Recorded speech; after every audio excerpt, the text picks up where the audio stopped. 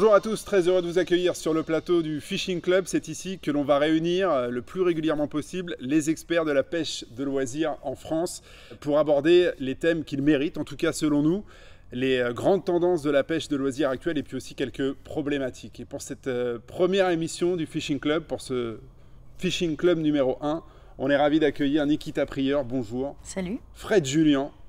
Salut. Nicolas Cadiou. Bonjour. Samir Kerdjou. Bonjour. Et Gaël Even. Bonjour.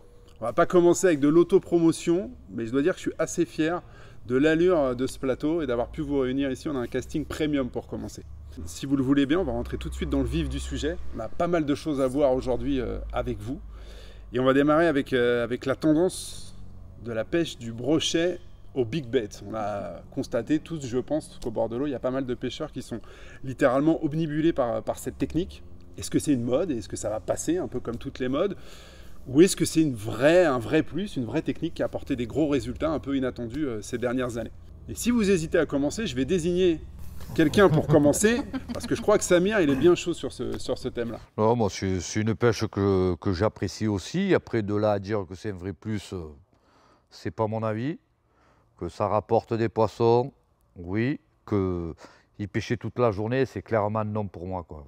Pêcher 1 heure, détecter des poissons, toucher quelques poissons, oui, mais en fait, tout simplement, moi, en 30 livres ou 40 livres, avec une super grosse canne et attraper un poisson de 80 cm, ça ne me fait absolument pas rêver. Voilà, ça, c'est mon opinion à moi. Il y a le plaisir. Évidemment, la pêche au big bait, ça a des incidences sur le matériel et il y a le plaisir de pêcher. Mais déjà, j'aimerais que sur l'approche, on comprenne s'il y a des conditions dans lesquelles cette approche-là va être meilleure que toutes les autres. Gaël? Il y en a forcément. C'est-à-dire que c'est pour ça qu'il y a un tel panel de techniques. Il y a des fois où big bait, ça va vraiment permettre de tirer son épingle du jeu, de trier les poissons. Alors en France, pas forcément, mais sur certains secteurs, quand on va en Suède ou n'importe, ça va permettre de trier. Si les tailles moyennes de poissons justifient de lancer des gros leurres toute la journée, pourquoi pas. Mais sans quoi, dans l'ensemble, c'est une technique dont on peut disposer à un moment donné qui peut faire la différence, mais qui, par moment, la frappe pas du tout. Donc. En France, c'est souvent inadapté, c'est ça? Alors, c'est pas forcément inadapté, mais je crois qu'il y a vraiment une saisonnalité entre guillemets, à respecter. C'est-à-dire que derrière la mode, souvent on oublie de dire non, c'est pas adapté à toutes les périodes. Dans la vie du poisson, il y a une vraie saisonnalité entre les moments de reproduction, de restauration, de son énergie après la reproduction. Ouais, sur les saisons, je ne suis pas forcément d'accord. Moi, je pensais plus de la réaction à certains moments. Donc, pour moi, il n'y a pas forcément une règle de saison. Il y a un moment de la journée où tu vas les faire réagir avec des gros leurres, comme tu vas leur faire peur exactement. C'est deux opposés, quoi. Tu peux très bien lancer ton leurre et le fait de faire du bruit, d'avoir un gros leurre qui va brasser de l'eau, ils vont venir toquer même s'ils ne sont pas en phase alimentaire. Comme tu vas avoir le cas échéant qui va suivre derrière, tu vas lancer ton leurre, il va taper l'eau, tu vas faire peur aux poissons qu'il y a sur toute la zone parce qu'ils sont pas dans ce. Ça peut être contre-productif, clairement, d'envoyer un leurre oui. qui fait 150 grammes dans certains plans d'eau. Est-ce qu'on peut dégager des tendances? Est-ce que Gaël, Nicolas ou Fred ou Nikita, il y a des moments où vous l'utiliseriez jamais, le big bait? Moi, par rapport à la taille du plan d'eau, par exemple? Oui, il y a ça. Après, il y a aussi quelque chose dont on doit parler, c'est qu'est-ce qu'un big bait, quoi. Moi, je croise des gars au bord de l'eau, ils me voient pêcher avec un leurre de 15 cm, ils disent ouais, c'est un leurre énorme. Chacun a un peu sa perception, où sont les frontières, où est-ce que ça commence? On va essayer de trouver une espèce de règle, hein. Ça ne sera pas la vérité absolue, mais où commence le big bait? Moi, ce que je pense, c'est qu'un leurre qui dépasse les 20 cm, là, on commence à rentrer dans cette catégorie-là. Voilà, Gaël, pour moi. Voilà, mais... tu es OK avec ça? Je ne mettrais pas forcément une longueur. C'est-à-dire que si on prend des types de leurres à brocher, si tu pêches swim bait, par exemple, tu peux avoir un swim bait qui fait 90 grammes. Tu n'auras pas forcément besoin d'une canne, ce que disait Samir tout à l'heure, qui est une trique. Alors que si tu commences à mettre des leurres qui font 90 grammes en jerk ou n'importe, et où il faut vraiment taper dedans, tu vas être obligé de monter en puissance de canne. Et au final, c'est là où ça va se définir, c'est-à-dire qu'on va parler de puissance de canne ou de longueur de canne, pour lancer tel type de leurre. Parce que 20 cm, ça veut tout dire et rien dire. Ouais, big bait, pour moi, c'est une histoire de taille, mais une histoire de poids aussi, quoi. Dès qu'on parle big bait, pour moi, on parle de gros matériel, de pêche en 30 livres avec des cannes suffisamment puissantes pour pouvoir taper sur le leurre. Et si on parle de leurre de 20 cm qui pèse 30 grammes, on ne parle pas de pêche au big bait, hein, clairement. Sur le matériel, je pense que tout le monde est d'accord. C'est vrai que ça a des grosses incidences sur le matériel. Est-ce qu'on peut déterminer des conditions dans lesquelles c'est un peu une ineptie d'utiliser un big bait. Ou alors, est-ce que vous, à l'inverse, vous avez des moments où ça vient quand, par exemple, Gaël, si tu recherches le brochet sur un plan d'eau, tu vas te mettre à utiliser le big bait quand si tu n'as pas de touche assez rapidement, ça va arriver vite dans le panel de techniques que tu vas utiliser. Je rejoins un peu Fred dans ce qu'il disait tout à l'heure, mais je rejoins aussi Samir. C'est-à-dire qu'il faut bien voir que les brochets, enfin un brochet, peut attaquer le leurre soit pour le manger, soit par simple concurrence. Et donc le big bait rentre dans les deux cas, mais pas forcément au même moment. Donc on peut très bien avoir une journée où on va avoir un poisson posté qui va juste venir pousser le leurre parce qu'il n'a pas envie d'être embêté là. Et il y a les moments où, par exemple, les brem fry, si on prend un exemple tout simple, où là, les poissons sont derrière des gros poissons dans le bord, on peut faire du bruit pour le coup, en lançant le leurre, hein, parce que ça fait partie de la saisonnalité alimentaire du brochet d'aller chercher ces grosses brèmes dans les bordures. Donc là, il y a... Ça, c'est quelle saison pour qu'on ait cette... ça va être au printemps, dès que tu as des eaux qui vont avoisiner les 18 degrés, là, c'est des périodes qui sont hyper sympas. Là, tu pourras faire du jerk. Moi, j'aime beaucoup y pêcher avant, quand elle est encore à 15-16 degrés, quand on a de l'eau claire, avant que le plancton explose. Pêcher avec des swimbaits, subsurface, dans de l'eau claire, là, et les voir monter de loin. Là c'est intéressant d'avoir un gros leurre pour que la silhouette se détache bien et faire monter ces poissons de très loin. L'efficacité, elle est bien présente. Après, l'erreur que je vois trop souvent au bord de l'eau, moi, les mecs te disent ça mord au big bait. Ben forcément, s'il a pêché 8 heures et qu'il a pêché 8 heures au big bait, la seule façon qu'il avait d'attraper des poissons, c'était le big bait. Ce jour-là, il est peut-être passé à côté d'opportunités à faire beaucoup plus de poissons avec d'autres techniques. Aujourd'hui, ouais, il y a un effet de mode, il est là, il est présent. La technique fonctionne. Mais je ne suis pas convaincu que c'est la technique qui sort du lot sur une saisonnalité. Je ne l'ai clairement pas vu. Voilà, sur des moments précis, même dans une journée, ouais, ça fait bouger les poissons, ça te donne des indications.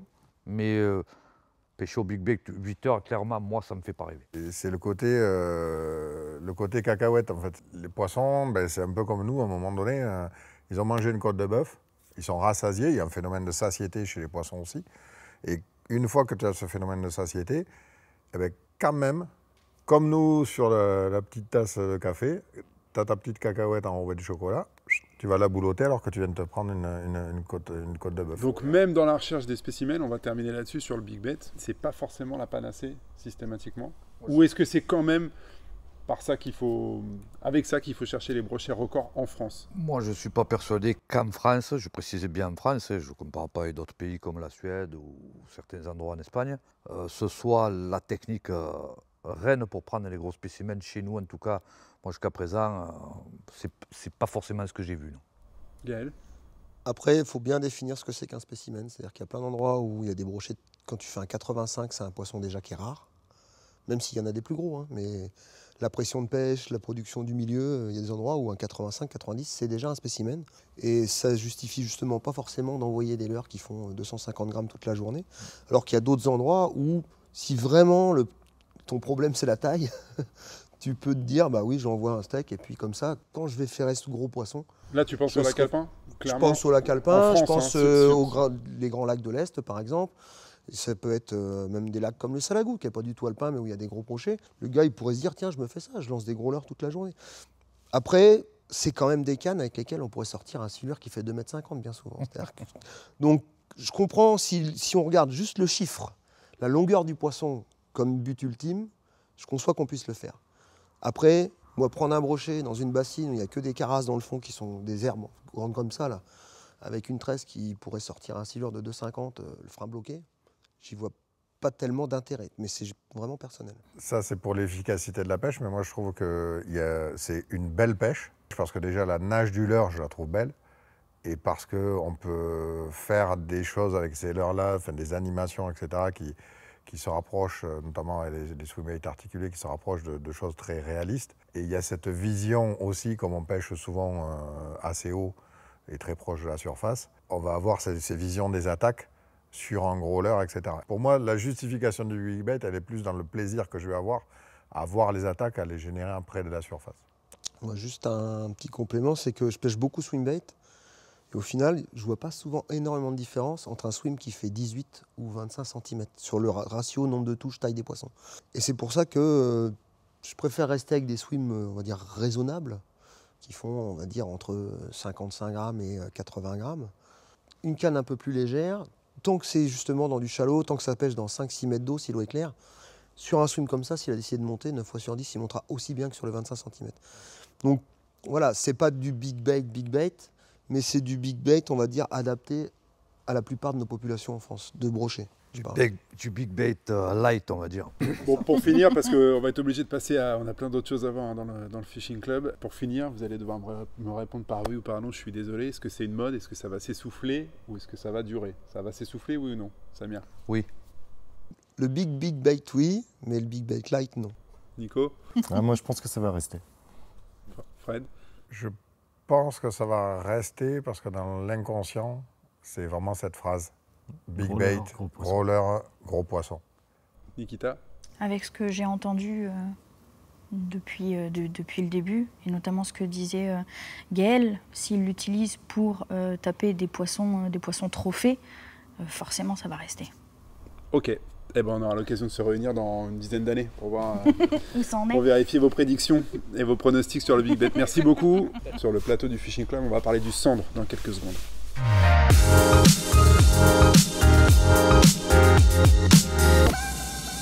Retour sur le plateau du Fishing Club et on va parler d'un poisson un petit peu diabolique, un peu démoniaque, le cendre. Et on va s'intéresser au cendre en lac de barrage. Moi j'ai des très très mauvais résultats. Ça me frustre personnellement ce poisson. Et on va aller droit au but. Messieurs, est-ce qu'il y a des choses déjà à ne pas faire sur la manière d'aborder ce poisson en lac de barrage? À arriver avec une seule technique et un poste type dans sa tête, quoi. C'est juste ce qu'il ne faut pas faire. Il faut arriver, l'esprit ouvert. S'enlever poisson qui bouge beaucoup. nos meilleurs souvenirs de la tête. C'est-à-dire faire balle neuve à chaque fois. Ouais, ce que dit Fred, il faut tenir compte des expériences passées, mais pas s'enfermer dedans. C'est-à-dire qu'il faut être capable de prendre le recul sur la technique que tu vas employer, te dire j'essaye ça, si c'est pas ça, je passe à ça.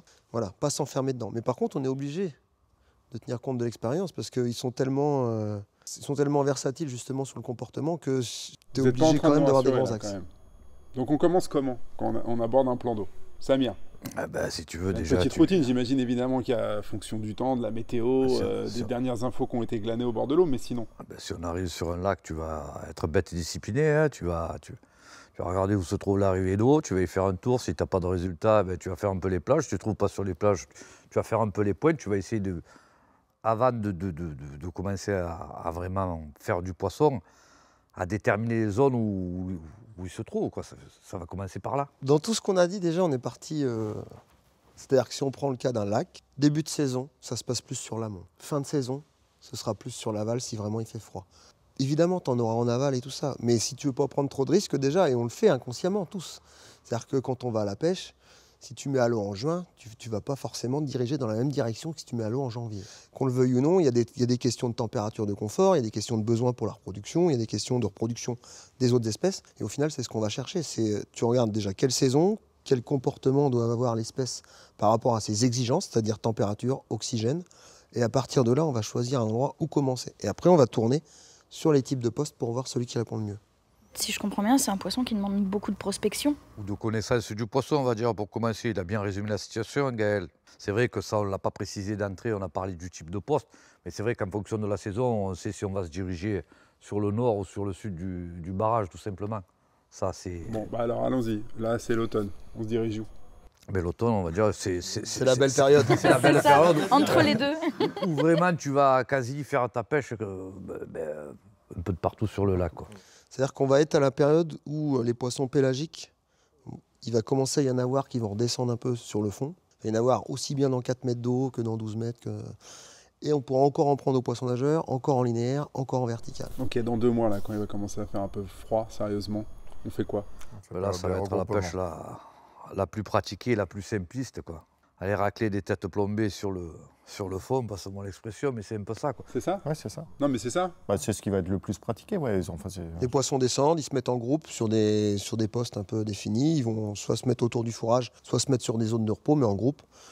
Donc on aura approche leur soupe et on va gratter le fond. leur soupe, leur métallique aussi. Ouais, leur Tout métallique, ce qui est leur adandiné métallique. L'or très près du fond, quoi. En 2 mots, c'est... Pour schématiser, c'est ça. Détail des couleurs, je suis désolé de vous forcer à donner des infos alors qu'on est assis dans un canapé et que vous aimez bien les donner au bord de l'eau, celle-là. Mais grosso modo, Pour le cendre, ouais. S'il y a une personne qui veut prendre de l'heure, il prend quoi? on va dire Ouais, il en prend- couleur. En couleur. En couleur, moi je prendrais un leurre dans les tons marrons et un leurre dans les tons chartreuses. C'est avec ça, après puis évidemment, tu prendras un shad et un je finesse. prendrais quoi. un shad et un finesse, ouais, ça ferait 4 Samir leurres, mais Ouais, c'est à peu près la règle. Marron, chartreuse, Fred? Deux Ouais, en opposés fait, on en va couleur. travailler. Voilà, c'était. Arrête de parler à ma place, s'il te plaît. C'est pénible. En fait, on travaille souvent les opposés. C'est-à-dire que une fois qu'on a une couleur plutôt naturelle, donc ça va être marron ou des tons argentés, etc., en fonction du fourrage du lac. Et après, un côté vraiment chartreuse pour le cas où on est des eaux un peu chargées. On n'y passe pas la gamme ou on part du naturel et on descend vers le plus flashy ou on fait tout de suite les extrêmes? Comment ça se passe? Allez, vous avez le droit de prendre plusieurs là. Il n'y a pas forcément de règles. Là-dessus, il n'y a aucune règle. De toute façon, nous, on propose, c'est le poisson qui dispose, ça, il ne faut pas l'oublier. Et je crois que les pêcheurs l'oublient souvent. C'est toujours le poisson qui va décider. Nous, on va proposer, on va se contenter de proposer. Alors, tu peux très bien faire des premiers passages en essayant de les agresser. Tout simplement pêcher un peu plus lourd, avec des couleurs pétards. Si tu n'as pas de résultat, tu vas laisser ta zone reposer. Tu vas revenir avec des leurres plus imitatifs, avec des présentations plus légères, plus naturelles. En nécessitant plus, il faut malheureusement passer par cette étape. C'est pas t'arrives, tu trouves le leurre miracle, c'est pas vrai. Ça marche pas comme ça. Et puis quand tu l'as trouvé, Ça marche une fois sur 30, quoi. quand tu l'as trouvé, ton pote va te montrer qu'en fait, tu l'as pas. Parce que le tien a marché demi-heure, et lui, hop, il a pris le relais avec un autre leurre, et les poissons sont sur l'autre leurre. Sur les tailles de leurre, il y a des vérités quand même en lac de barrage là sur la période actuelle? Non, Pareil, chaque rien. lac de barrage a sa population de poissons fourrage qui n'est pas forcément la même, et à partir de là, tu es obligé de t'adapter. Moi, j'ai des plans d'eau où tu pêches rarement en dessous de 14-15 cm sur des leurres à cendre, en vertical, l'hiver, là, parce qu'ils mangent que des gros gardons ou que des brèmes qui font 300 grammes. Donc à partir de là, ça sert à rien de se donner du mal. Et par contre, quand on n'a pas d'hiver, que tout le petit poisson fourrage va rester disponible une partie, et ben là, il y a des fois où tu seras obligé de descendre en 3-4 pouces pour faire des pêches sans forcément cibler que des gros spécimens, mais par contre, tu auras beaucoup de résultats. Bon, on a compris, ça reste un poisson qui va générer encore des maux de crâne à pas mal de pêcheurs. Juste, non? Ça va plus loin que ça, en fait. Une petite parenthèse que je trouve absolument incompréhensible, c'est le sandre, à la période de l'année où il se nourrit le plus, où il digère le plus, c'est-à-dire l'été, il n'y a plus un pêcheur de sandre au bord de l'eau. C'est juste exceptionnel, le truc. Plus personne ne le pêche. Pourquoi? Parce que malheureusement, on est peut-être trop stéréotypé en France et on pêche toujours les sandres quand ils sont posés au fond, hormis quelques mecs qui s'en occupent un peu. Voilà, la pêche du sandre, elle se résume à tête plombée, aller au fond, décoller du fond, et voilà. Ouais. Et à 3 mois dans l'année. Alors que la période où le poisson bouge le plus, et c'est la vraie difficulté, mais se C'est nourrit de le le localiser plus, en fait. c'est l'été. Là, il bouge plus, il faut changer ses habitudes. Ce qu'on Ouais. disait au début. Après, C'est moins Tout ce qu'on facile. sait, on quoi. ne le sait pas. il faudrait aussi changer les règlements. C'est-à-dire que C'est pas faux. l'été, ils mangent beaucoup, mais ils mangent beaucoup la nuit aussi. C'est-à-dire que les règlements font que sur les lacs où tu as le droit de pêcher à la traîne, par exemple, ces poissons suspendus, tu pourrais facilement les prendre. Des gros poissons que tu vois difficilement avec d'autres techniques. Alors tu vas les faire en pélagique quand même. Tu vas les faire avec des vifs suspendus. Mais si jamais tu te mets dans le milieu du lac et que tu commences à lancer tes petits shads, le temps te semble long. Même si tu en prends, je ne dis pas le contraire. Mais ce n'est pas la technique la plus adaptée pour prospecter comme ça. Et après, avec le droit de pêcher la nuit, on pourrait à nouveau vraiment faire des belles pêches de cendre aux poissons nageurs, aux leurres souples et tout ça. Mais il y a peu d'endroits en France, il y en a, hein. Il y a des trucs un peu particuliers, mais il y a peu d'endroits en France où tu peux le faire au final. Bon, je note pour plus tard, on abordera le thème dans le Fishing Club sur la pêche de nuit. réglementation sur Il sur a la tout pêche à de fait nuit. raison, Gaël. Et la vérité, le fait de ne pas pouvoir le pêcher à ces périodes de l'année-là, on se prive vraiment de plaisir. C'est la plus belle pêche, quoi. C'est juste ce qu'on n'a pas le droit de faire aujourd'hui. C'est assez rigolo de voir qu'à l'étranger, par exemple en Allemagne, où ils peuvent pêcher beaucoup plus tard, voire de nuit, parmi leurs favoris pour pêcher le sandre, ce sont des leurres nageurs. durs, des poissons nageurs, Oui. type minot. Et c'est leur vente phare. Parce que, justement, la réglementation autorise ça. Et là, tout d'un coup, on s'aperçoit que le poisson est disponible Et ça, pour le pêcheur. 1 mètre sous la surface. Ouais. C'est là, c'est-à-dire qu'on en revient aux têtes plombées, poisson repos, et le poisson nageur 1 mètre sous la surface. Donc Poisson actif. il y a à faire. Après, voilà. Mais il y a vraiment plus à faire que l'hiver, j'ai envie de dire. En fait, le meilleur, on ne peut pas le pêcher, quoi. Moi, j'ai la chance d'habiter dans le sud où on a beaucoup ce qu'on appelle le domaine maritime, quoi, qui est à 10 bornes à l'intérieur des terres, donc il n'y a pas forcément de réglementation nocturne.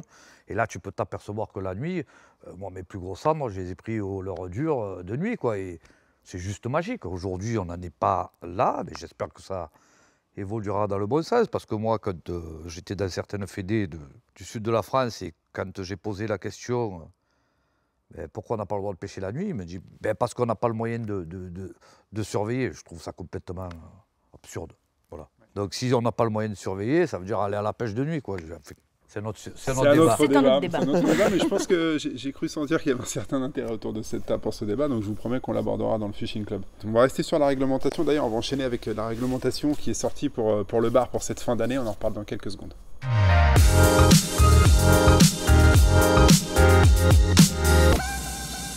On va parler à présent dans le Fishing Club de la réglementation sur le bar, et ça c'est un sujet qui fait couler traditionnellement beaucoup d'encre et qui déchaîne les passions, bien évidemment, parce qu'on sait tous que ce poisson est en danger et que la ressource est en train de se raréfier malheureusement. Nico, on va faire un petit point avec toi sur le texte qui est sorti et qui va conditionner et qui va réglementer la pêche du bar jusqu'à la fin de l'année. Mais en fait, la pêche du bar, ça fait beaucoup parler parce qu'on a des grosses inquiétudes sur les populations déjà et qu'il y a des réglementations différentes selon les endroits qui changent d'année en année et même là qui viennent de changer au cours de la même année. C'est-à-dire que sur la zone au nord du 48e parallèle, donc le 48e parallèle, c'est au niveau du Finistère d'Audierne exactement. Donc toute la zone qui est au nord du 48e parallèle, les pêcheurs n'avaient plus le droit de conserver de bar cette année.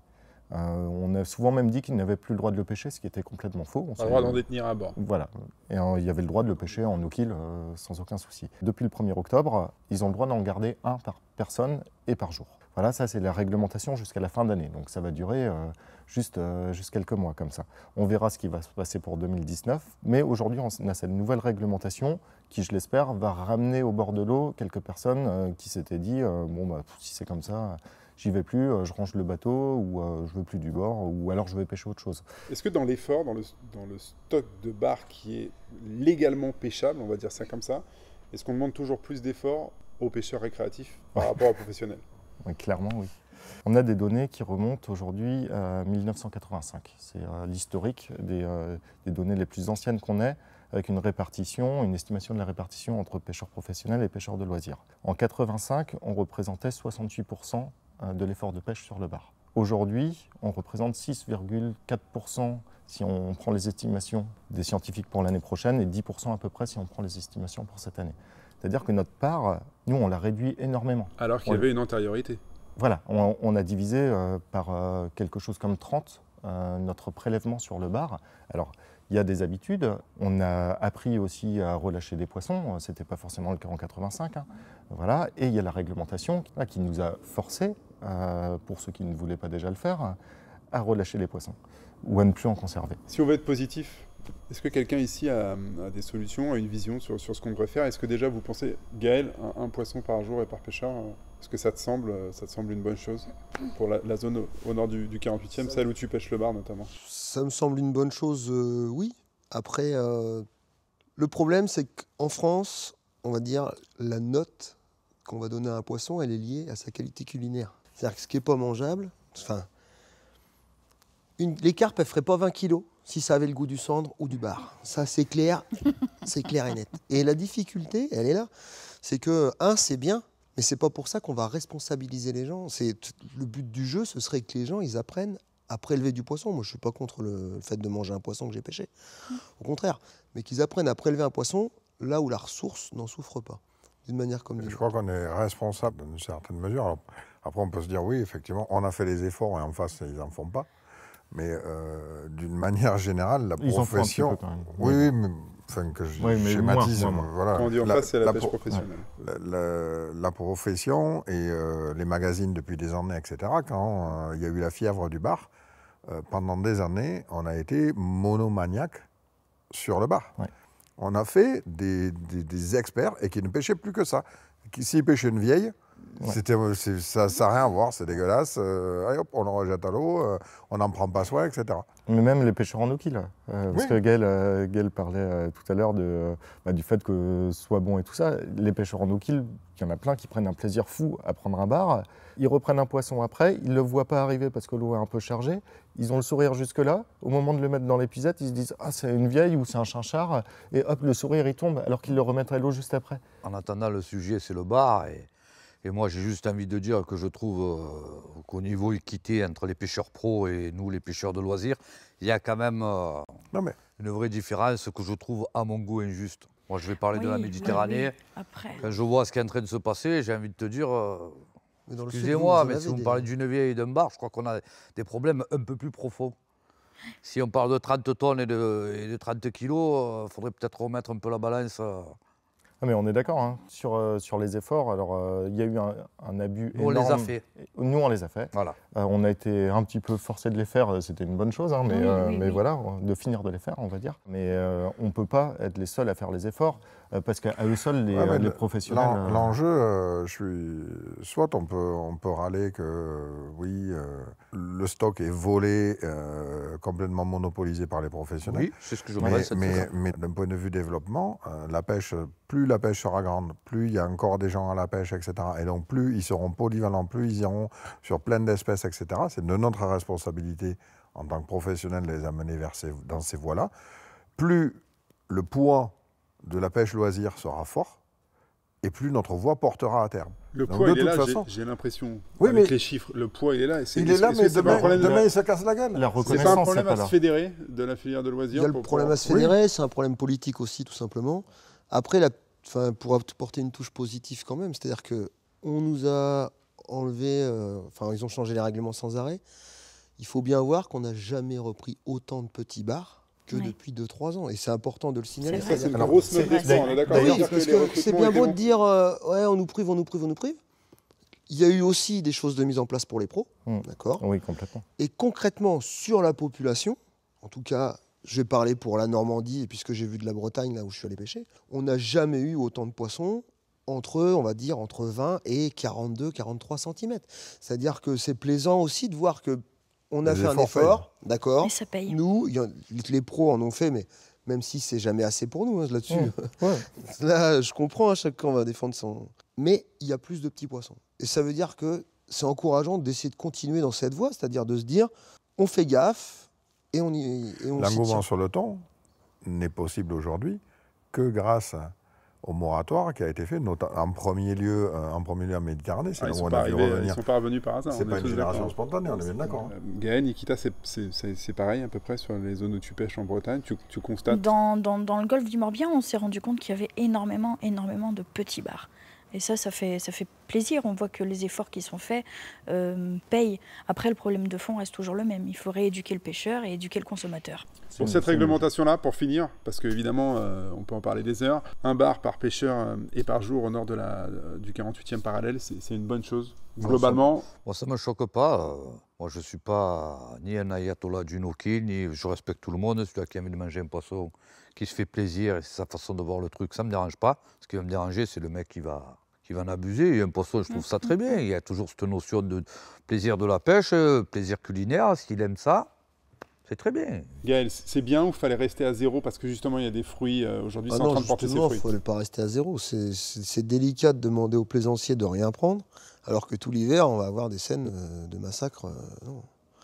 C'est bien. C'est bien. Il faudrait le généraliser au sud du 48e parallèle. Oui, je pense que partout. Il faudrait harmoniser. Je ne sais pas si c'est un qu'il faut mettre partout un ou deux, ou trois. Enfin, ça, c'est à la limite, c'est aux scientifiques de déterminer un effort de pêche maximum. Voilà, et c'est à nous de nous battre pour avoir une petite part un peu plus grosse qu'aujourd'hui de cet effort de pêche-là. Malheureusement, on ne sait pas s'il va aller beaucoup mieux le bar ou si ça va continuer à être très difficile. Donc il y a un moment, il faut accepter de faire des efforts. Il ne faut juste pas en faire 10 fois plus que les autres. Voilà, c'est à nous de nous battre pour ça. Et pour terminer, s'il y avait un moratoire qui un jour était décidé sur le bar, pêche de loisirs, pêche professionnelle, 0 bar pour tout le monde, est-ce que c'est quelque chose que vous pourriez applaudir ? S'il est nécessaire, oui. Oui, ça va permettre en plus de ça d'éduquer le pêcheur, de l'emmener vers d'autres espèces, des pêches différentes. Par contre, aujourd'hui, c'est de l'utopie, ça. Ouais. C'est de l'utopie, ça n'arrivera jamais. Bien sûr, mais... J'y crois pas un instant. Là où les gars, le jour où ils arrêteront d'aller les pêcher, c'est qu'il n'y en aura plus suffisamment sur la frayère pour payer le gasoil pour y aller. Bon, c'est dommage, vous étiez optimiste tout à l'heure. Moi, je veux finir sur une note d'optimisme. Un peu moins optimiste, Nico. Moi, je veux bien finir sur une note d'optimisme. Il y a une note d'espoir, au sens où on pêche un peu moins, et pendant le même temps, les reproductions de 2013 et 2014 en particulier ont été meilleures que la moyenne. Donc là, on sait qu'il y a, ça confirme ce que vous disiez tous les deux, il y a des jeunes bars qui arrivent et qui arrivent en âge de se reproduire depuis cette année. Donc là, c'est une petite note d'espoir. À nous de ne pas casser tout ça, quoi. Bon, bah merci beaucoup d'avoir participé à la première du Fishing Club. J'espère qu'on vous retrouvera très rapidement autour de la table. J'ai pris beaucoup de plaisir personnellement. J'espère que vous aussi. Bien évidemment, si vous avez des commentaires, si vous avez des idées de thèmes à aborder ici sur le Fishing Club, vous nous laissez tout ça sur les réseaux sociaux et on en tiendra compte, c'est promis. Merci, Merci. messieurs, dames. Merci à toi.